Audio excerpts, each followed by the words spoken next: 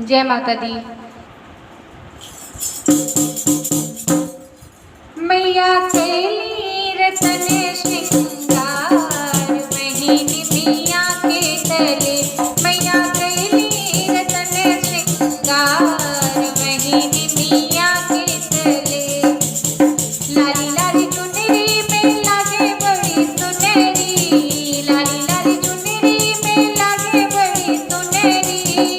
मैया सजली मैया सजल उलवा के हार वही निमिया के तले। मैया सजल उलवा के हार वही निमिया के तले। लागल बाज के दरबार वही निमिया के तले। मैया कैली रतन श्रृंगार वही निमिया के तले। रितमिर सरिया में चंदन पलने माँ। रितमिर सरिया में चंदन पलने माँ। मैया झूलेली मैया झूले लगा के दरबार वही निमिया के तले। मैया झूले लगा के दरबार वही निमिया के तले। लागल बाज के दरबार वही निमिया के तले। मैया कैली रतन श्रृंगार वही निमिया के तले। भगतन के मैया दिली दर्शनवा। भगतन के मैया दिली दर्शनवा। वही बगिया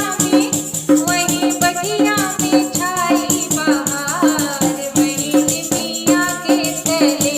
वही बगिया में छाई बहार वही निमिया के तले।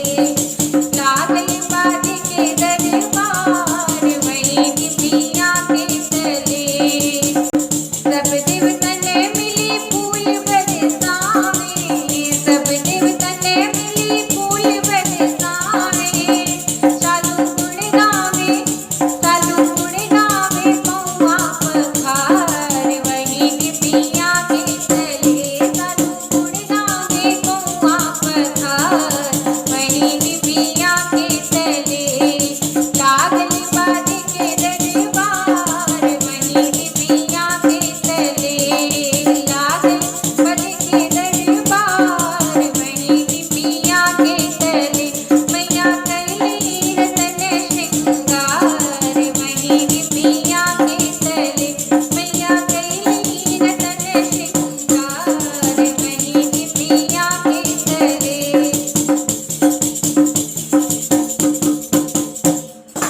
दोस्तों आपको कुछ कैसा लगा कमेंट बॉक्स में जरूर बताया। अगर वीडियो पसंद आए तो लाइक शेयर सब्सक्राइब करें। मिलते हैं एक नए गीत के साथ एक नए वीडियो के साथ। तब तक के लिए बाय बाय, टेक केयर, जय माता।